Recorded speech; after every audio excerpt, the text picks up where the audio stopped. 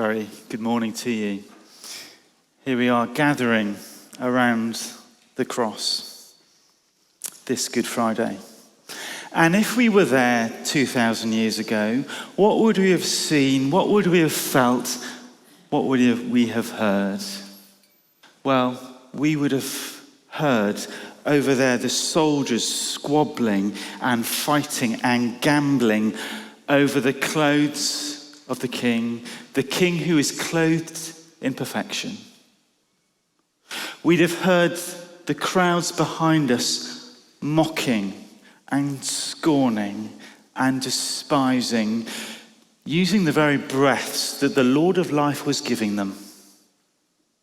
We'd have felt the Middle Eastern breeze in that dark noonday time, catching on our chin with the dust in our face, and we would have smelt a smell. We would have smelt the garbage heap of Jerusalem's city walls caught in the breeze.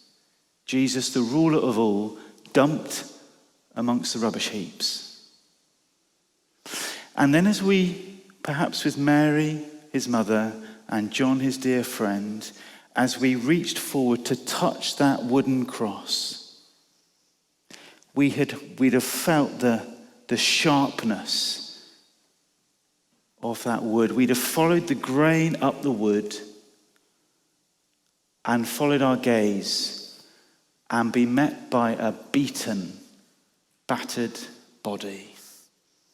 The one who is wholeness broken.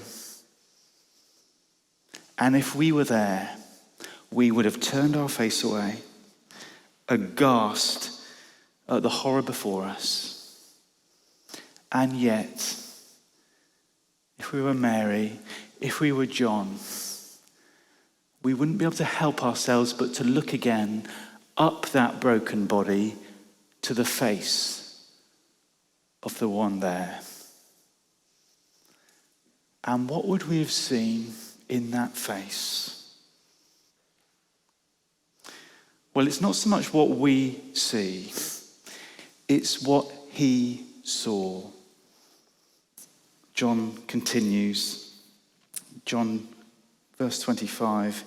Near the cross of Jesus stood his mother's sister, Mary, the wife of Clopas, and Mary Magdalene. When Jesus saw his mother there and the disciple whom he loved standing nearby, he said to her, "Woman, here is your son." And to the disciple, "Here is your mother." We'd have seen lots of all sorts of things, but what is so amazing is that Jesus saw. There he is in the most literally excruciating agony, and he doesn't shut his eyes in self-despair and in resentment. He doesn't look inward in despair like we so often do when we face pain. No. He opens his eyes and he looks outwards in devotion to others. He saw Mary and John. And what would he have seen as their eyes met Mary, John, through their tears? And as Shakespeare put it, the eyes are the window to the soul. Well, as he looked into Mary's and John's eyes, seeing their souls, he would have seen their sorrow and their sadness and their sin, just as he sees ours. Jesus Christ, the living one, sees into my soul and yours this very lunchtime. And he looks and he loves and he gives. He uses his last breaths to give and to give and to give, because see what he says. "Woman, here is your son," and to the disciple, "Here is your mother." Here in the depths of his agony, we see the heights of his love. He is thinking of others, giving. At that moment of agony, He can't help but think of others. In the deepest darkness, his love shines the brightest. That's the sort of heart Jesus Christ has, that at his worst, he shines the brightest. And he's so forward-thinking. There's no NHS, there's no welfare benefits, there's no state pension for Mary to look forward to. And even then, Jesus is thinking ahead, who's going to provide for her? And so he locks them up in love together to provide for his mum. What an amazing heart Jesus Christ has that is outward looking all the time, even at the worst. And what is true then is true still today. Some of us, I know, there is suffering and shame, and for all of us, sin in our lives. And yet Jesus Christ comes out to us, gives of himself. And look what he does. Look what happens. Two things as we stand near the cross. Two implications. One is that we can know that we are beloved. Look how John describes himself. He's the disciple whom he loved. And of course, John, the apostle, is talking about himself there. But you know, that is what it is to be a Christian. It is to be near the cross again this Friday and to know that there, and because of there, we are loved. We are beloved. Love, you know, is such a funny old word, isn't it? It's so sentimental, so frothy, so sort of well-meaning. But love, all of us, in our families, in our friendships, we know that love is really actually very costly. When someone is in before you in need, then to help minister to that need, that is going to cost you. It's going to be inconvenient. It might be a burden. It might be draining. And yet you do it for the sake of love, for the good of the other. That's what love does. And this is love at the 9th degree, 10th degree, nth degree. It wants our good and it will do whatever it takes to get to our good. And that's what Jesus is doing in love for John, for me. And so that phrase, the disciple whom he loved, there's room enough in that phrase for you and for me. We can squeeze ourselves into the shoes of John, knowing that actually Jesus Christ is one who says we're a disciple whom we've been loved by him. So we are beloved. And some of us this morning, we doubt that, or we forget it, or we stray from it. And the plea of Good Friday is Jesus Christ saying, come and see how loved you are, the lengths I've gone to. Beloved, but also belonging. Belonging to him, yes, but also belonging to one another. Because see what happens here. Woman, here is your son.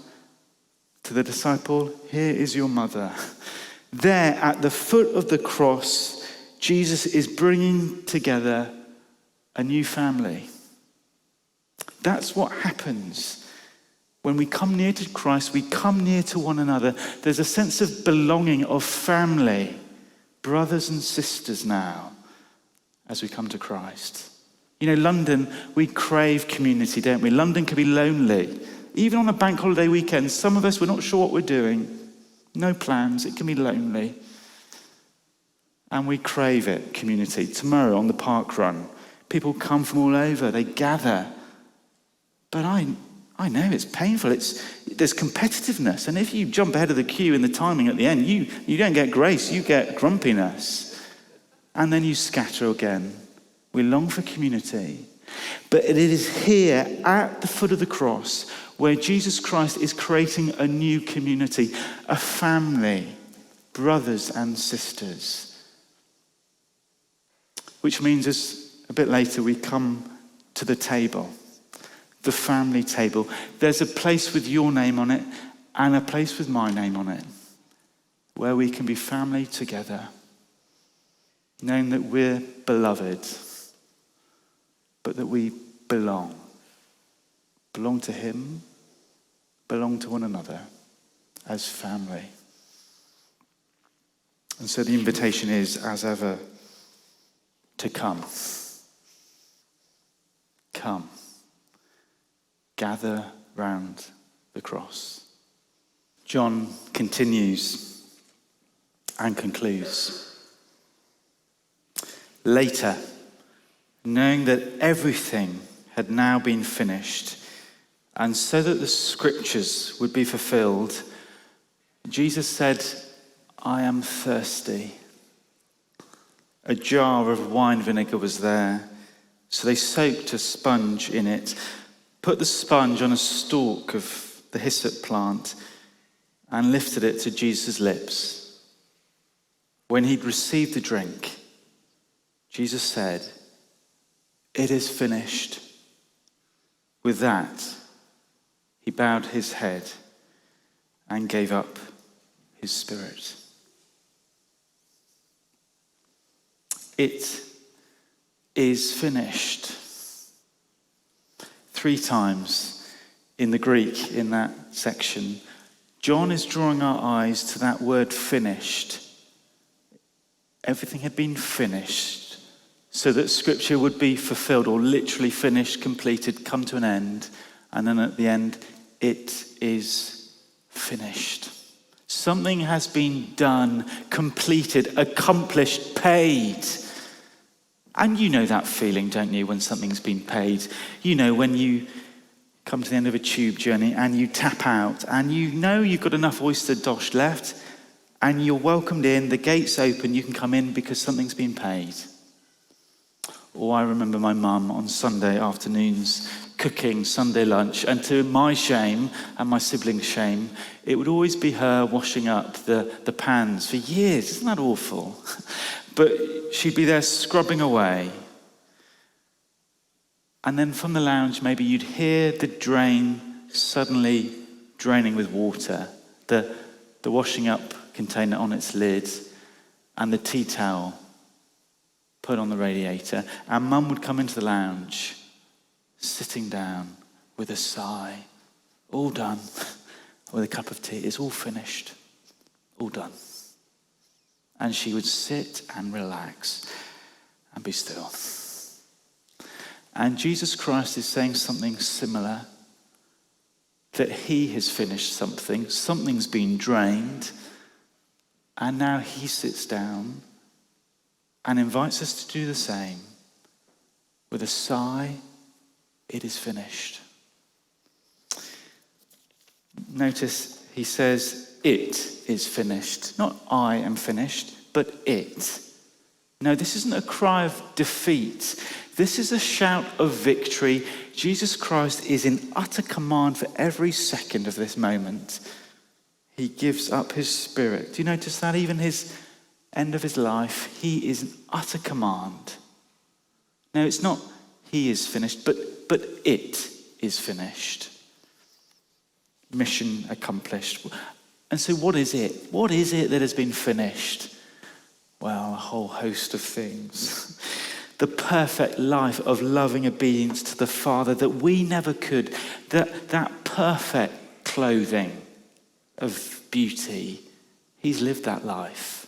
Finished. The wrath of God against all the sin of the world, my sin and your sin, the sin of history, being put upon his Son, bearing our penalty once and for all. That finished. Where sin had left a crimson stain, because of that we are washed white as snow. The eternal plan of God, Father, Son, and Spirit, from before time began, to restore and renew his broken creation. There in the cross, it's been finished. And the fulfillment of all God's promises down through the centuries to Israel, God's people in the Old Testament, the sacrificial animals, the Passover lamb, the temple. Jesus says, finished. I am the Passover lamb. shedding my blood for you, he says. It is done, done, done. This time last year, I was chatting to an Orthodox Jewish lawyer friend the same weekend, Easter and Passover, as this weekend as well, this year. And I asked, what do you do now to guarantee forgiveness, to atone for sin? Now that there is no temple in Jerusalem destroyed in 70 AD, what do you do now? How do you atone for sin? And he was eating his kosher meal, actually, on this plane back from Jerusalem. And he scratched his head and said, that's a very good question.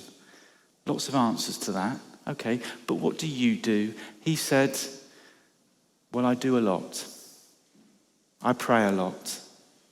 And I keep this and I keep that. But I do a lot. I asked, do you know that have you done enough? How do you know if you've ever done enough? And he looked at me and he said, I don't know. So I do some more. Do.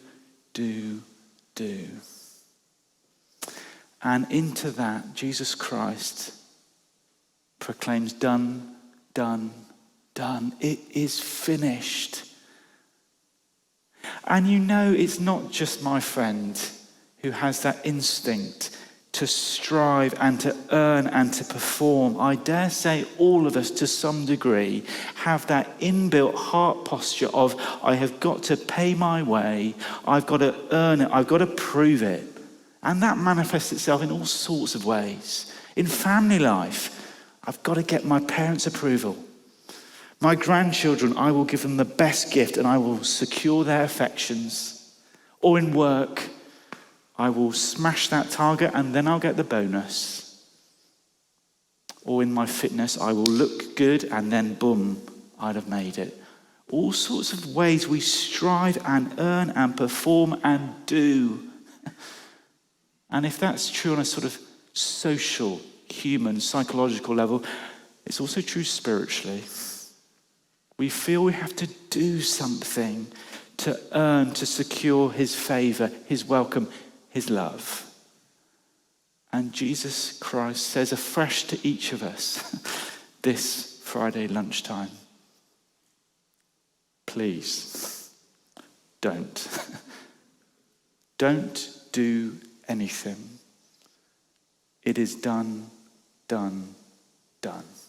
It is finished, he says in love to you and me.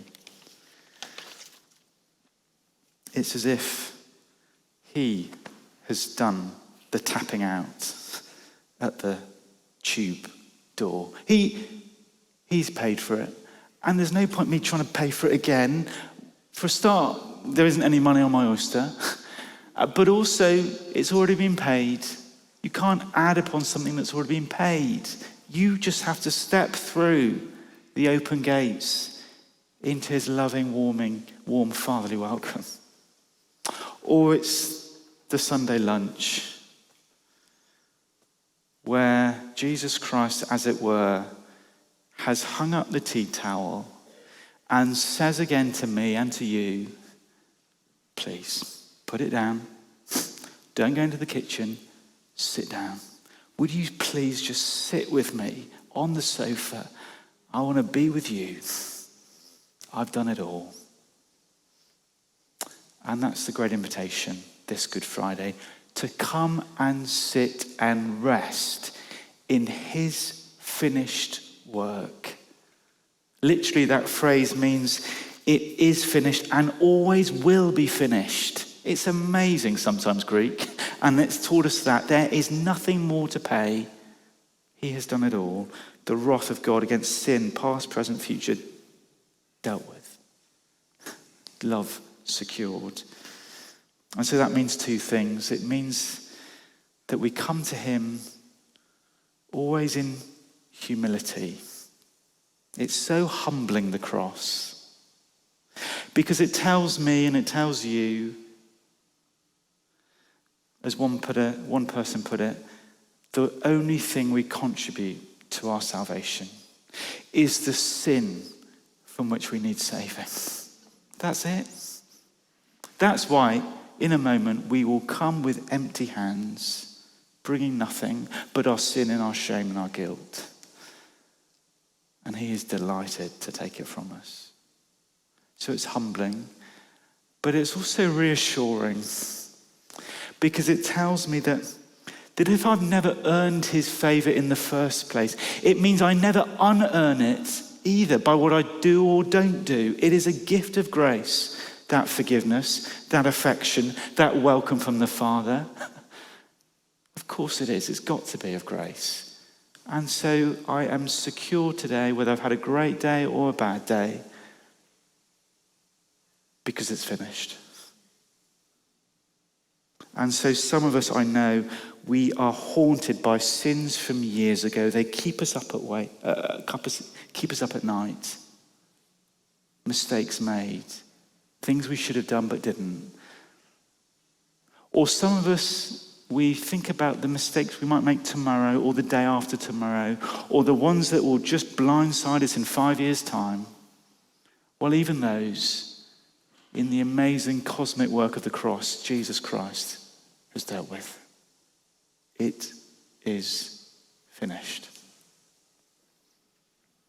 And so, as we close and sing again in a moment, the great invitation, again, is to come. One old hymn puts it like this: cast your deadly doing down at Jesus' feet. Stand in him, and in him alone, gloriously complete. Clothed with his beautiful moral perfection, whilst he's clothed in my sinful garments upon the cross. What a swap, what an exchange in love for me, for you, for any who would come to him. So won't you again, maybe for the first time for some of us, but all of us, why don't we come again to him now in the quietness as we prepare to sing?